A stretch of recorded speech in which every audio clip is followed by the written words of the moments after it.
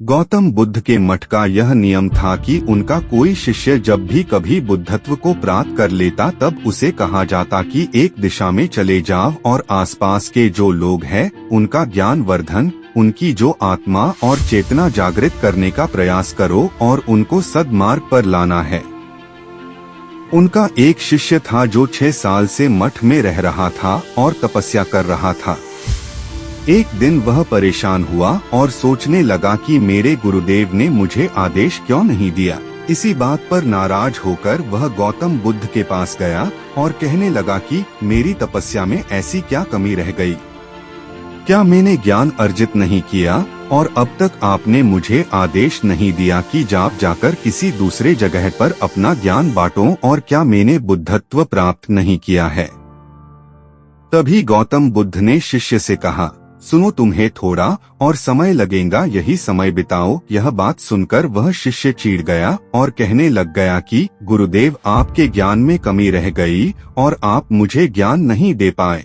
गौतम बुद्ध को लगा कि ये समझेगा नहीं और कहा, ठीक है, कल सुबह पूर्व दिशा में एक गांव है, वह जाना और वहां से भिक्षा लेकर आना और अपना पूरा दिन वही बिताना और कोशिश करना कि वहां के लोगों को थोड़ा सा ज्ञान बांटना और आकर मुझे बताना कि अनुभव कैसा रहा। वह शिष्य बड़ा खुश हुआ और उसको लगा कि अब तो बात बन गई, अब मुझे आदेश मिल गया, और वह दूसरे दिन सुबह पूर्व दिशा की उस गांव में चला गया और शाम में जब वापस आया तो हाथ में पट्टी बंधी थी और हाथ पैरों पर चोट के निशान थे। ये देखकर गौतम बुद्ध ने उस शिष्य से पूछा कि ये क्या हाल कर लिया? तब उसने बताया कि आपने मुझे कैसे गांव में भेज दिया और वहां पर जब मैंने भिक्षा मांगी तो लोग मुझे डांटने लगे और भगाने लगे। एक व्यक्ति सिर्फ वहां पर मुझे भिक्षा दी, वो भी जमीन पर फेंककर, और कहा कि ले जाओ इसको। इतने बुरे गांव में आपने मुझे ज्ञान बांटने के लिए भेजा, अब आप मुझे कल किसी और गांव भेज देना, मैं जाकर के ज्ञान वहां देकर आता हूं। गौतम बुद्ध यह सुनकर थोड़ा मुस्कुराए और उन्हें तो पता था कि ये कुछ कर नहीं पाएगा, और कहा कि ठीक है, अगले दिन तुम किसी और गांव जाना, लेकिन एक दिन के बाद जाना और एक दिन मठ में रुके रहना है। अब की बार गौतम बुद्ध ने अपने दूसरे शिष्य को उस गांव में भेजा जहां अपने उस शिष्य को भेजा था, और शाम में जब वह शिष्य वापस लौटा था तो उसकी भी हालत वही थी और हाथ पैरों में चोट लगी और पट्टी बंधी हुई थी। गौतम बुद्ध ने पहले वाले शिष्य के सामने दूसरे शिष्य से पूछा कि हुआ क्या था। तब उसने कहा कि जिस गांव में आपने मुझे भेजा था वह के लोग बड़े भोले भाले हैं, भिक्षा दे नहीं रहे थे, और एक व्यक्ति ने मुझे जमीन पर फेंककर भिक्षा दी और मैंने उसे स्वीकार कर लिया और उसे आशीर्वाद दिया कि तुम्हारा कल्याण हो। तो वह व्यक्ति चौंक गया और कहने लगा कि आप गजब के इंसान हो, मैं आपको जमीन पर फेंककर भिक्षा दी और आप मुझे कल्याण हो का आशीर्वाद दिया। तब मैंने उसे कहा कि मैं अपना कर्तव्य निभाऊंगा और आप भी बड़े दानी हैं और आपने मुझे भिक्षा दी है।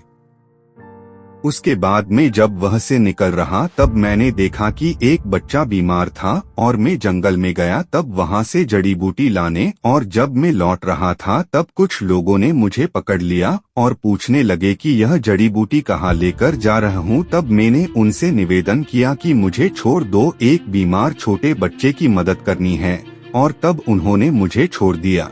जब मैं गांव में वापस आकर उस बच्चे की मलहम पट्टी कर रहा था तो तभी गांव वाले मुझ पर हमला करने लगे। तब उस दानी व्यक्ति ने, जिसने मुझे जमीन पर फेंककर भिक्षा दी थी, उसने गांव वालों को रोका और कहा कि यह ठीक व्यक्ति है और इसे अपना काम करने दो। जब मैंने जड़ी बूटी लगाई तो बच्चा ठीक हो गया और सब मेरे लिए तालियां बजाने लगे।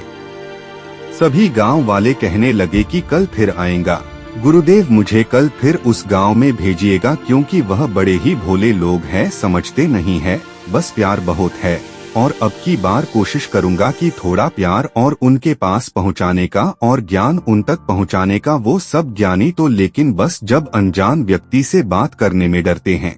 वो जो पहला शिष्य था जो एक दिन पहले उसे गांव में गया था, वह सुन रहा था और समझ रहा था और गौतम बुद्ध की चरणों में गिरकर बोला कि गुरुदेव, कमी तो मुझ में ही थी। आपने ज्ञान तो बहुत सारा दिया, लेकिन मैं उसे आचरण में नहीं ढाल पाया और मैं अहंकार को ऊपर रखा और उसी गांव के लोगों को पहचान नहीं पाया और मार खाकर चला आया। और मार तो इन्होंने भी खाई, लेकिन इनका अहंकार मिट चुका है और ये समझ चुके हैं कि वह लोग भोले भाले हैं और हमें उनसे अलग तरीकों से व्यवहार करना होगा और ज्ञान को आचरण में ढालकर उन लोगों तक पहुंचाना होगा। बुद्ध ने कहा, जिस प्रकार युद्ध में बढ़ता हुआ हाथी चारों तरफ के तीर सहते हुए भी आगे बढ़ता जाता है, ठीक उसी तरह उत्तम व्यक्ति भी दूसरों के अपशब्दों को सहते हुए अच्छे कार्य करता रहता है। खुद को वश में करने वाले प्राणी से उत्तम कोई और नहीं हो सकता।